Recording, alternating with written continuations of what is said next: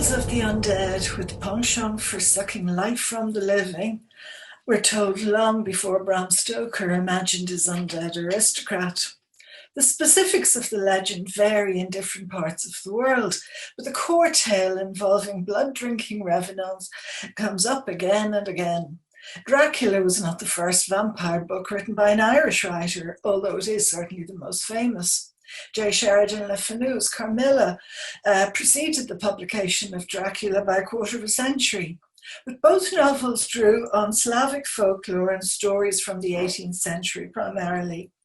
The folk tales tended to involve a recently deceased family member who, upon exhumation, did not seem to have decomposed at all and instead appeared to be full of fresh blood. Eventually, light sensitivity and an aversion to garlic were added to the classic vampire folklore. Dracula's ability to shapeshift, especially into the form of a bat, was Stoker's idea. I must move myself out of the way here, into the middle of the blood.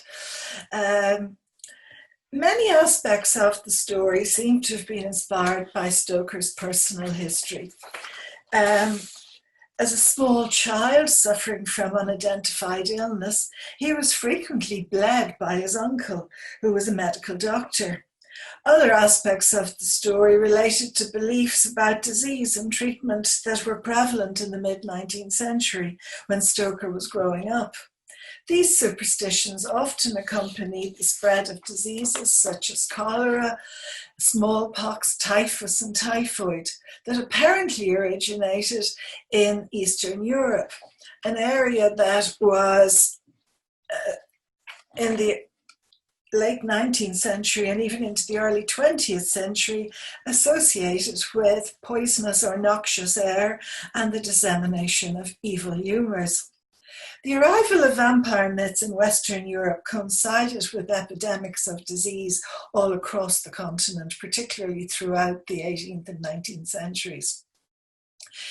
It is difficult to pinpoint exactly the location for the birth of the European vampire. It's fairly generally accepted that the legends originated in Eastern Europe. But so many changes of boundaries and rules have occurred rulers have occurred over the last 300 years. Sorry, I'm just going to move myself out of the way again. That it's really impossible to specify a particular country. Hungary and Romania are most frequently indicated, and there's a strong vampiric tradition in Serbian culture and in rural parts of Poland. The folklore was present in Germany from at least the 17th century. But vampire stories were also common in Greek, Chinese, and Japanese folklore. So it's not a particularly or peculiarly Eastern European phenomenon. It also turns up in South America. It is generally accepted that the word for vampire has a Slavic origin, but it is definitely the case that most of the references to such characters as Vlad the Impaler as a role model for Dracula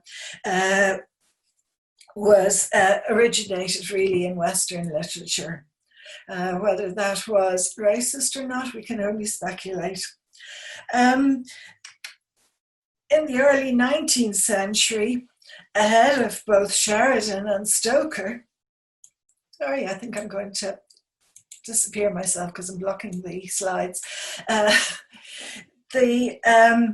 Both, as I said, ahead of both Sheridan and Stoker, Dr. John Polidori wrote a book entitled The Vampire, in which he described the danger from the East. He associated Arab connections with the spreading of the vampire myth across Hungary, Poland, Austria, and Serbia, where he said vampires nightly imbibed a certain portion of the blood of their victims, who became emaciated, lost their strength, and speedily died of consumptions. Whilst these human bloodsuckers fattened and their veins became distended to such a state of repletion as to cause the blood to flow from all of the passages of their bodies and even from the very pores of their skins. Some 6 years later, the novel Varney the Vampire was published. Now, this might sound like a joke title, but the book was published as a serious novel. It told the story of Sir John Varney from his own point of view, by presenting the story as his journal. The diary was supposedly left behind with the priest, only to be released after Varney's death by suicide, when he jumped into Mount Vesuvius and cured his vampirism by burning himself to death. Yes. The first documented references to vampires emerging from Eastern Europe into Western consciousness were in the 17th century. There were stories about vampires in Poland and Russia in the French journal Mercure Galant in 1691 and 1694. Now, this seems particularly strange because the Mercure Galant was a fashion journal and wouldn't have seemed like the obvious source of information about vampires. The indications for a vampire, as outlined in the magazine, are similar to other sources. The reference to the vampire's hunger and eating the cloth around him gave rise to another name. This was Shroud Eater. The description in Mercure Galant said they appear from midday to midnight and come to suck the blood of living people and animals in such great abundance that sometimes it comes out of their mouths, their noses, and especially their ears, and that sometimes the body swims in its blood, which is spilled out of its coffin. They say the vampire has a kind of hunger that causes him to eat the cloth he finds around him. This revenant, or vampire, or a demon in his form, comes out of his tomb and goes about at night violently embracing and seizing his friends and relatives and sucking their blood until they are weakened and exhausted, and finally causes their death. This persecution does not stop at one person, but extends to the last person of the family.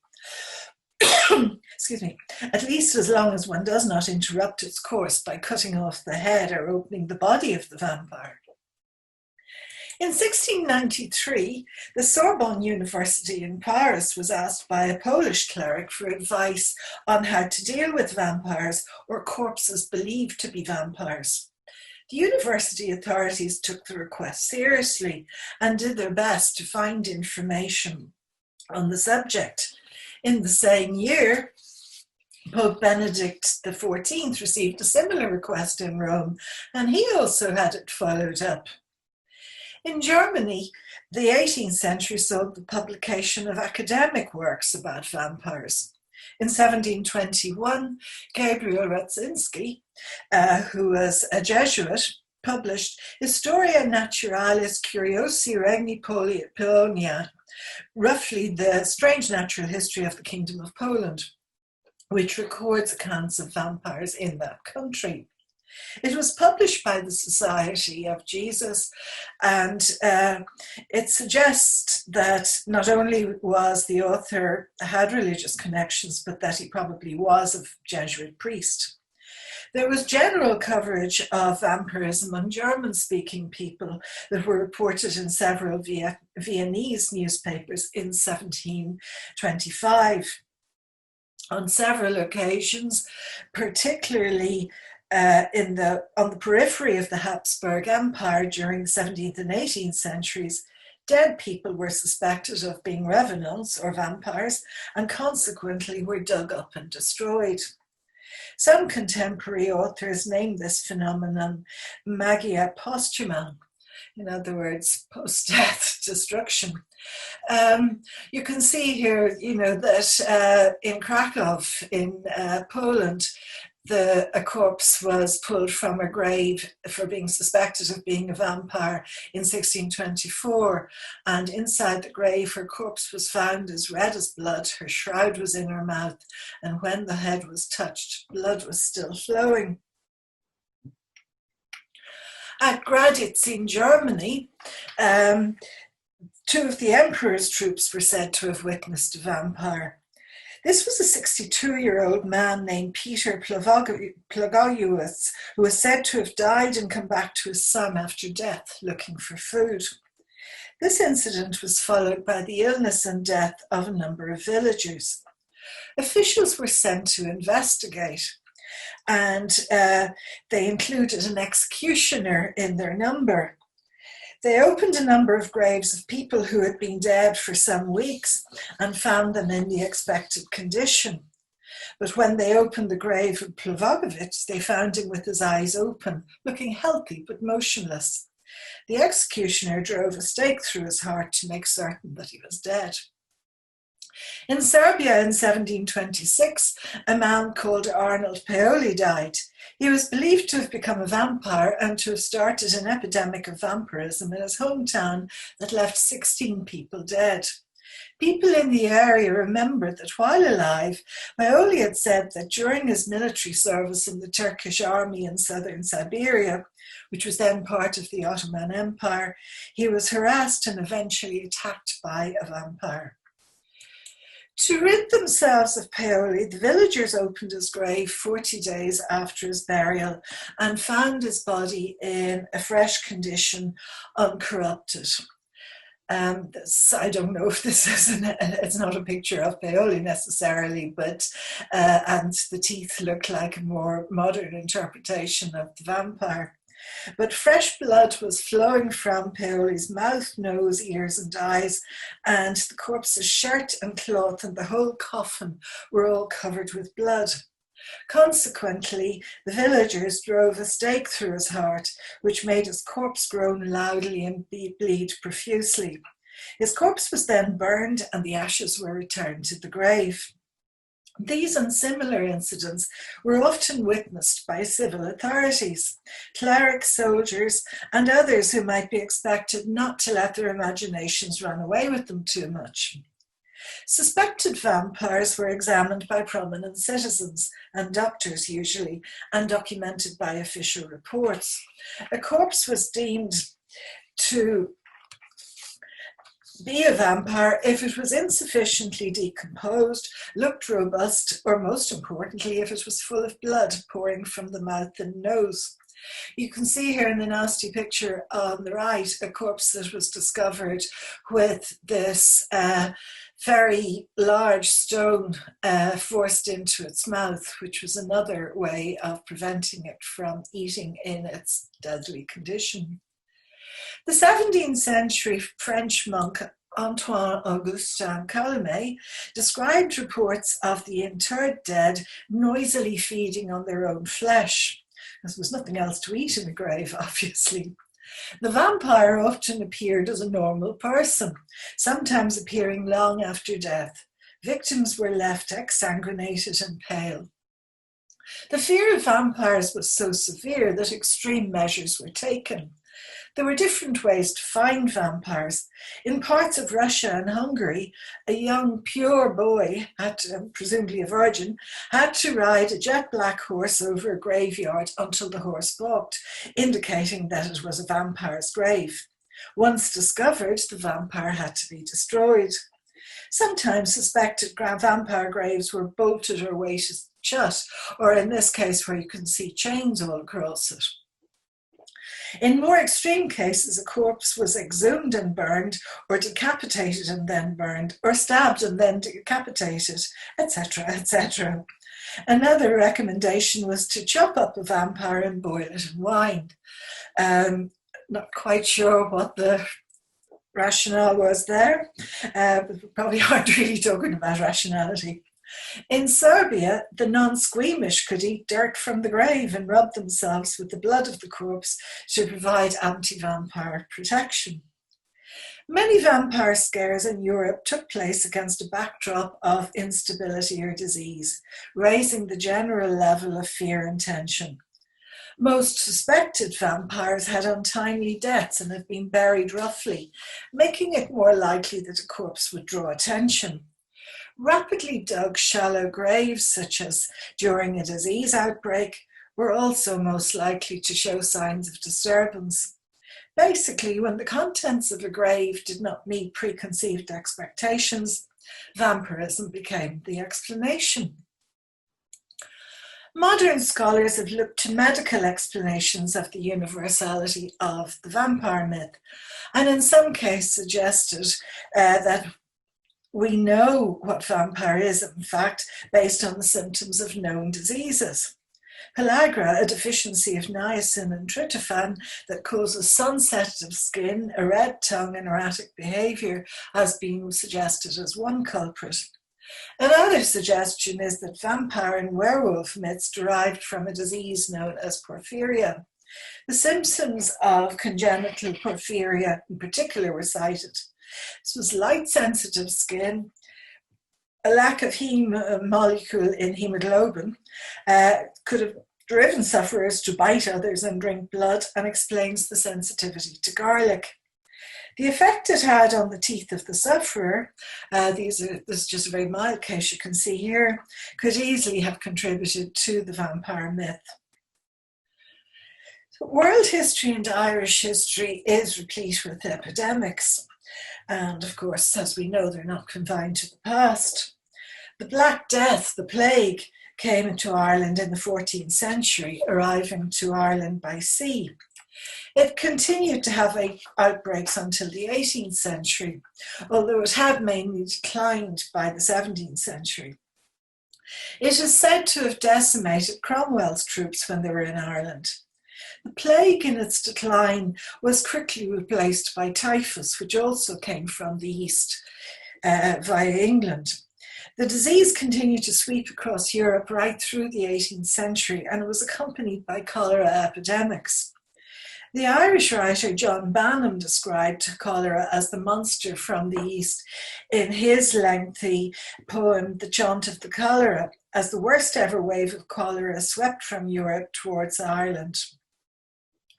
The early 19th century was a period when the medical profession was still baffled by the origin and spread of fever, and an era when physicians in Dublin were as likely to suffer fever infection as their patients. In 1835, Bram Stoker's uncle William, who was chief medical officer in Cork Street Fever Hospital, wrote a review of epidemic diseases in Dublin, including the catastrophic cholera epidemic of 1832. He blamed wind from the east and northeast for that outbreak. This is John Banham, who basically described it as vampire as the monster, but disease as a monster as well.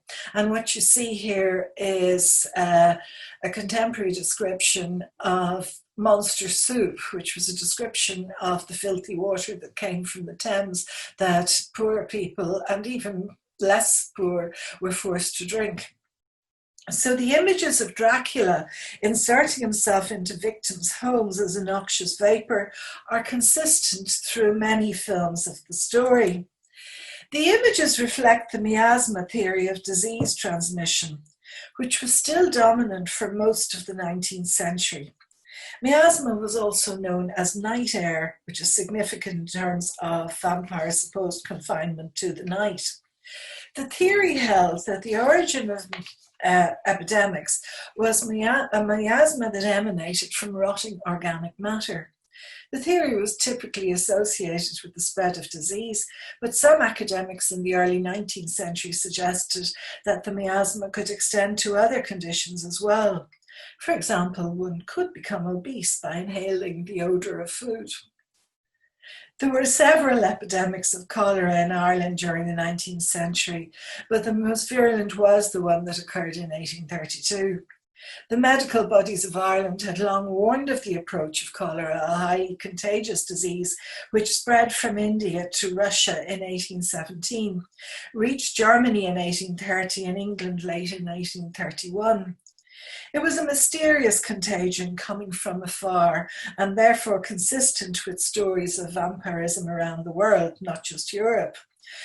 It was especially so because of the absence of a scientific explanation for epidemics was frequently ascribed to supernatural causes.